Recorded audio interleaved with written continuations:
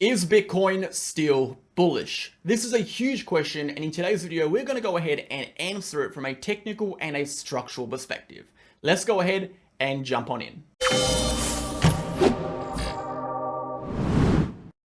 Okay, MegaWhale team, welcome back to the channel. Thank you for tuning in. I hope you're all having a fantastic weekend. In today's video, we are taking a look at Bitcoin from a short-term and a macro perspective, going over the charts in massive amounts of detail, discussing the next potential moves, the key levels that you should be watching, what is happening right as we speak, and a very important question: is Bitcoin still bullish? And we'll be answering that question from two perspectives: a structural perspective and a technical perspective, and at the end, contextualizing those points to give you a decisive answer.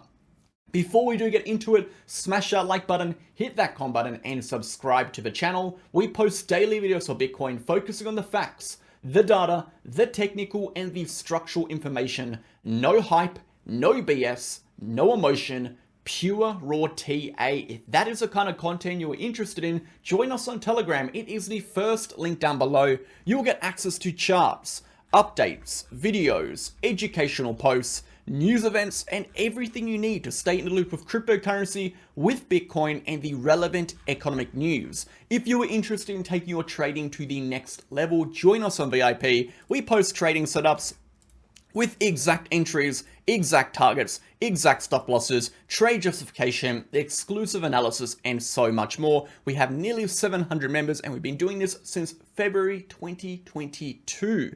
Actually, maybe even 2021. I can't even remember. It's been that long. You can go ahead and check out more information in the pinned comment of the free channel by clicking my name, clicking these links to find out more and our trading track record. And you'll also get access to our group chats alongside access to the main VIP, where we discuss trading, charts, education, trade setups, help, and everything in between. Go ahead and check it out if you're interested, and let's dive on in. So as we can see, guys, Bitcoin is currently still in this weekly channel. We are in this horizontal weekly consolidation, and Bitcoin has been moving sideways now for coming on nearly 4 months. This is the longest period of horizontal consolidation Bitcoin has seen during a bull run. So a particularly impressive period of consolidation, but with that, we are seeing record low engagement in terms of cryptocurrency and record low interest in terms of cryptocurrency in relation to the price of where Bitcoin actually is.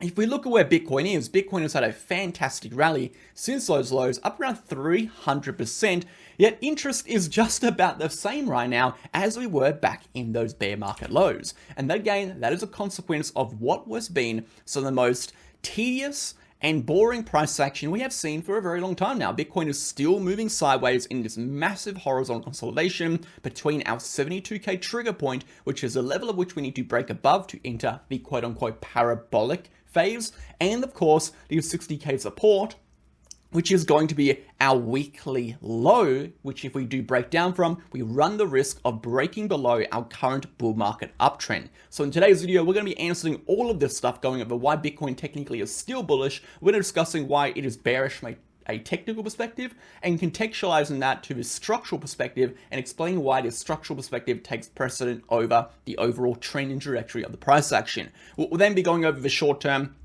the hourly, the 15-minute chart, the 4-hourly, etc., etc. So let's start on the market data. 24-hour volume is down 50%, 51 billion. 24 liquidation is down 72%, 36 million. With those reductions in volume and liquidation, price action is more or less done absolutely nothing. If we look at price action over the last, 15 hours, we can see Bitcoin has literally moved in a 0.2% range for 15 hours now. So almost next to no price action happening here for Bitcoin.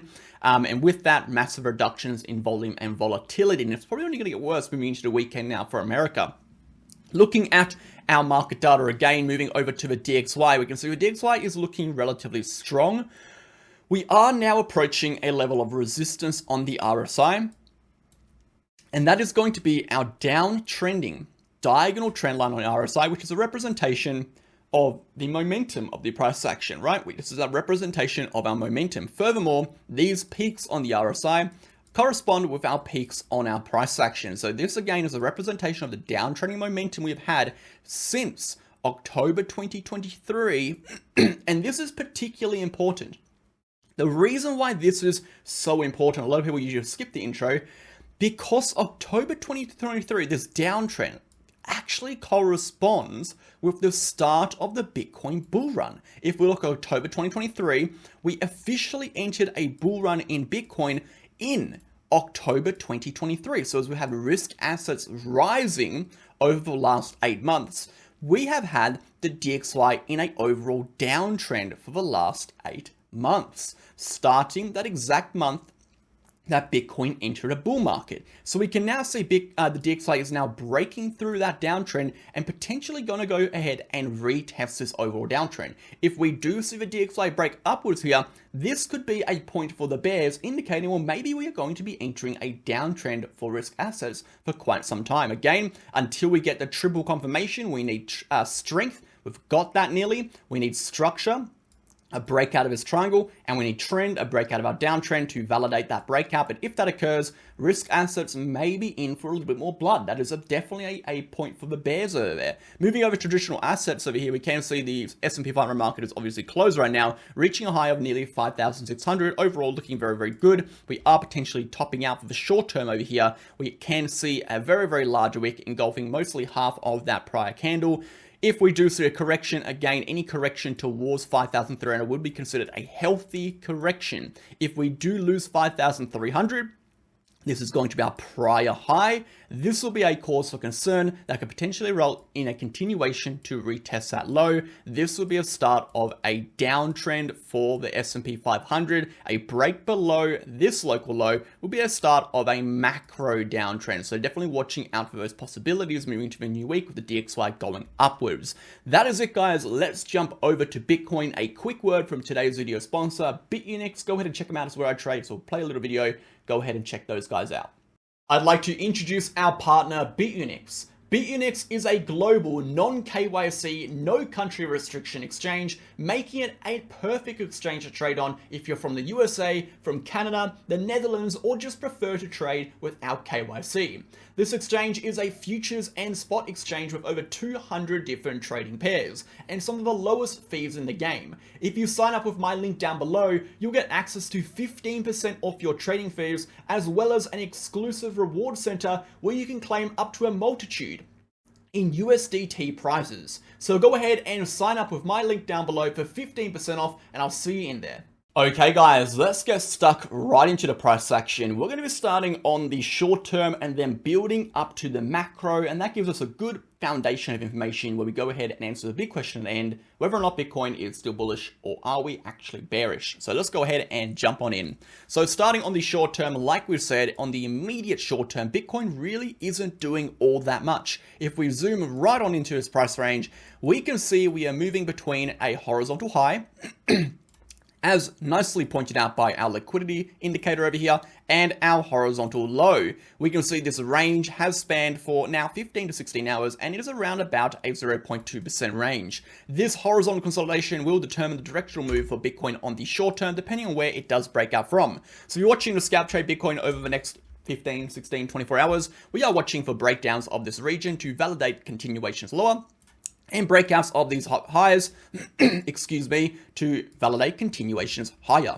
If we were to see a breakdown from these prior low points, we are looking at our lows marked out by our liquidity levels, which are going to be around 63900 and potentially 63800 as possible targets. So again, bringing up that VRPV, we can see corresponding with these levels, we do have these divots in the VRPV. These could be areas of liquidity that will come down and touch, particularly the range between those two areas of liquidity or those two local lows. That is going to be our bearish confirmation, our bearish targets. We do see losses of our current horizontal lows. We could see it continued downtrends towards these regions where we would potentially find support and then bounce from. For the bullish case scenario, like we said already, we will need to see a break over that high point. If we do see a break over a high point, we will likely come up and retest that 50 EMA, and breaking over the 50 EMA will result in Bitcoin re-entering the $64.5 to $65,000 resistance region. The $65,000 to $64.5 resistance region is a region that eventually coincides with our high time frame downtrend. This is our downtrend we have been traveling in since since June the 7th, 2024. So we're looking at about 13 to 16 days. This again is the overall downtrend for the current price action. So a retest of this downtrending trend line would be possible, but for that to occur, we would need to do that short-term breakout and reclamation of that 50 EMA on the hourly. If we do see a rally to retest this trend line, we are still technically in a downtrend here, and therefore we are expecting rejections from this point back lower until we have confirmation that this level is going to be broken. So if we do see a retest of this level and we see significant shifts in the overall strength, our leading indicators, that could be an indication we are going higher. But until then, while we remain underneath that 50 EMA, underneath that downtrending trend line, that is going to be an indication that we are very much in a downtrend and we are expecting the price to travel lower. Furthermore, if we do go ahead and bring up, sorry, my throat's a little bit bad today, guys. Our MAMTF indicator, we can see this indicator is very much red, indicating that shorts are definitely favoring longs in the potential of sustained directional moves. So when we do see this red, it does indicate there's a greater probability that any long that does play out will be shorter lived than any in comparison to shorts that do play out. So this means you should be looking more for shorts while this indicator is red. Then you are looking for longs. But if you do look for longs and you do take longs, it will be an indication that you should be taking these from a position of higher risk, hence taking profits earlier, moving your stop losses faster, etc., etc. So it gives a good indication of the strength of the higher time frame directional price action. Again, we can also use our trend lines to validate that indicator. So if we were wanting to see the bulls reclaim control, guys, this is the big point. If we want to see the bulls reclaim control, we need to see a breakout of this downtrending diagonal resistance. What we can see from a technical basis over here is we can see, if we zoom down to like a 6 hour or 4 hour, we can see that these moving averages are starting to get a little closer to the price action. We're starting to compress a little bit more over here, indicating a degree of bearish exhaustion as the price is moving downwards. If we zoom back up to the 8 hour chart, looking at our momentum indicators, we can see the momentum has been negative now for a very long period of time. In fact, we flipped negative right over here on the 10th of June, and we've been negative ever since, continuing in that downtrend. We would really like to see these momentum indicators continue upwards and start moving upwards, which is a representation of bearish exhaustion at these areas of support. We do not have that quite yet on the higher timeframes. If we zoom into a smaller time frame, such as a 4 hour, we can see there's a little bit going over here with that RSI continuing to starting to create this gradual uptrend. But overall, not that much of an indication. We definitely are in the depths of this downtrend right on the short term. Not much indication of strength developing, besides the fact that we are bouncing from our local support. So again, I would not be overly bullish in this pocket over here. This is a patience pocket. We are waiting for breakouts to become bullish on the short term. We are waiting for breakdowns to become bearish again on the short term. That is the short-term price action. Let's zoom out now to the 8 hour and discuss the higher timeframe directions and range. Our high timeframe directions, as we just stated, if we were to break above this downtrending diagonal resistance, we then expect directional continuations upwards to 67,000. 67,000 will be the first bullish target. 67,000 is the level of which corresponds with the prior horizontal resistance of the prior horizontal consolidation. We had a consolidation range over here spanning from 67 to 72,000. We eventually broke down, as we all know, this would be a prior area of support, which would now be retested as a resistance if we do see the price continue upwards. This would be a perfect point for rejections and continuations, or if we break above, that would be an indication that the buyers are back in control and we will see the price rise to our prior highs. This would be a great point to look to reallocate some money to altcoins, and that is probably what I'd be doing if we do see that occur. Right now, we are still very risky. We'll talk about in one moment.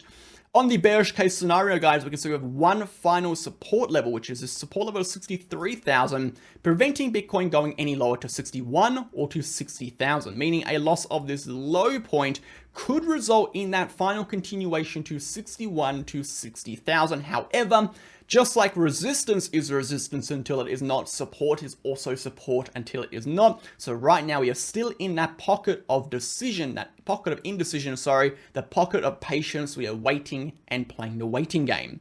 Let's go ahead and zoom out one final time to a daily chart over here, getting rid of some of these drawings really quickly just to make the chart a little bit more visible for everyone. This is going to be just one moment, guys. Just want to, oh, can't even get that one. There we go. That's good enough. On the daily chart, we can see just how large this range is. We have had deviation to the top side of the range. We have had deviation to the bottom side of the range. We'll come back and discuss this trend line in just a moment. The range itself is a horizontal range. If we're looking at potential tops for Bitcoin, tops for Bitcoin structurally are generally bearish. We generally look for bearish structural tops. This is a neutral pattern. This is a horizontal consolidation. And just as we would trade a horizontal consolidation on a small time frame, we have to apply the same concepts to the higher time frame. While we are sitting within a horizontal range, the expected trajectory of price action is neutral, meaning there is a 50-50 chance statistically that we'll see a break upwards or a break downwards of these horizontal resistance and support levels. The question is, what are the implications on the higher time frame of a breakdown or a breakup of these levels? And those implications are what actually creates that bullish trend or that bearish trend. Additionally, when we see continuations from the bottom side into channels, we do have a slightly greater probability to see those equal continuations in the direction of which the channel is entered from. A perfect example of this would be the horizontal consolidation we saw all the way back here in, what was this, March to October. We saw a directional entry into the channel, we saw horizontal consolidation, and we saw a directional exit from the channel in the same direction of which we entered from. So again, that is a general rule of thumb. It is not for every scenario, of course. Not every scenario is the same, but generally we do see price follow the direction of which we enter the channel from. Let's move over now to the macro chart. This is where things get a little bit more complicated. We have a structural analysis and we have a technical analysis. So let's start from a technical basis first. If we're looking at the price from a technical perspective, what can we see? Well, let's zoom down to a daily chart. From a daily perspective, we can see these moving average based indicators are starting to show signs of exhaustion. Okay, indicators are for the most part lagging. They're lagging indicators. A lot of the ones that are lagging are centered around developments of moving averages. So they take an average price of the asset over a period of time, apply it to their little formula, and spit out their data, whatever visual data that is going to be, however that is represented. So generally when we see periods of massively increased volatility, okay, into periods of massively decreased volatility, the moving average based indicators that we would generally use to assess the strength of the price action, whether this be our Gaussian channels, our bull market support bands, even indicators such as momentum, because momentum again will be averaged out to a downtrend when we move from periods of high volatility to periods of lower volatility, would all be suggestive of exhaustion, and that could be mistaken as bearishness. Remember, exhaustion is not always bearish, it is just simply exhaustion. For it to be bearish, we need to see structural breakdowns of key high time frame supports for the trend itself to flip. The easiest question you could ask yourself is Bitcoin still in an uptrend? That's a simple question. And there's a simple answer. The answer is yes. Bitcoin is still in an uptrend. The uptrend is represented by our bull market trend line, our bull market diagonal trend line. So Bitcoin is still in an uptrend, but we are seeing a period of massive accumulation. It could be distribution, we don't know yet. So we're just going to call a horizontal continuation, a massive period of horizontal price action after a period of explosive volatility. What happens to our moving average based indicators when that happens? It is simple. We start to compress. We start to see compression against our moving average based indicators, such as the bull market support band, such as the Gaussian channel. Look at the Gaussian channel. The distance between the Gaussian channel high to the price action represents the amount of volatility there is.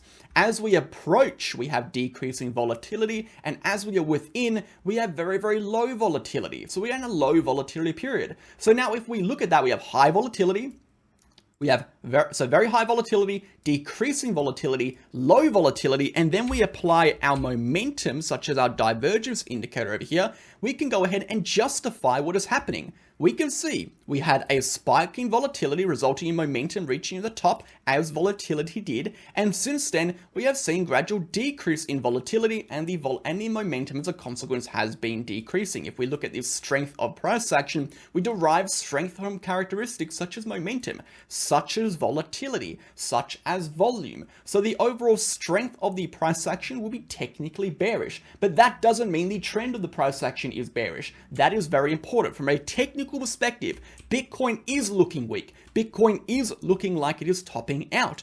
But until we break those structural levels, it is not the end for Bitcoin. If we go and zoom out one more time and look at prior periods of consolidation in macro uptrends, such as this period here, this could have been an indication that Bitcoin was topping out. The difference being this is a bullish structural pattern. So all of the technical indicators at this period of time were doing exactly what we're seeing here. Bearish indications, okay? Momentum is decreasing, volatility is decreasing, we're seeing exhaustion, okay? But provided that trend is able to sustain, Bitcoin is going to continue upward, and that is the most important thing. So that takes us to the one and most important thing we are looking at, which is going to be the uptrend for Bitcoin, this diagonal trend line. Now, like we said, nothing of this is 100% certain. This is only an analysis of the price action. If the trend line breaks, we are in a downtrend. If we see the DXY continue through its resistance, there's a greater probability we see the risk asset market come toward the downside.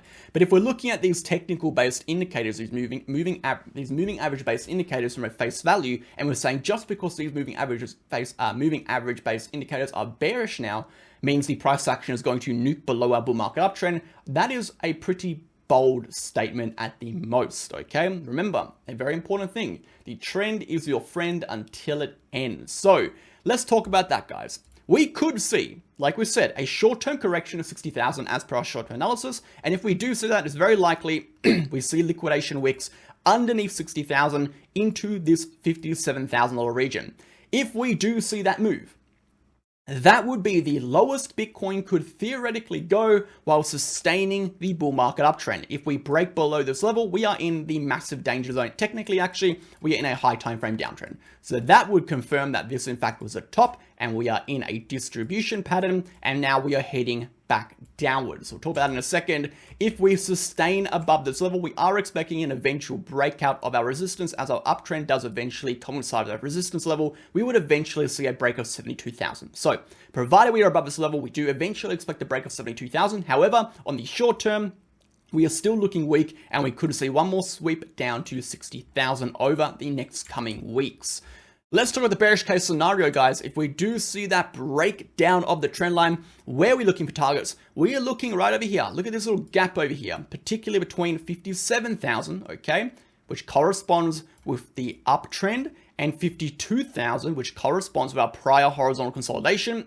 This gap is likely to be filled first. So we see the breakdown. We could see a wick to 52,000.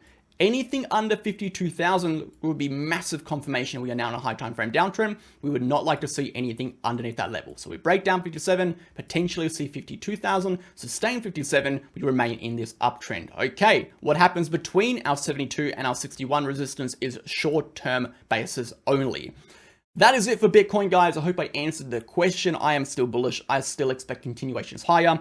On the short term, we could see continuations lower. I am open to the idea. In fact, I actually kind of expect continuations lower while this downtrend is able to remain as a resistance. The total market cap is not looking good. This is the total 3 market cap. What we can see here is we are retesting a Gaussian channel. Actually, you know what? We don't have time. We're going to go over this in tomorrow's video. So we'll catch you guys in tomorrow's video. We'll go over the macro charts, monthly chart, short-term price action developments, and the total 3 market cap in tomorrow's video. We'll catch you then.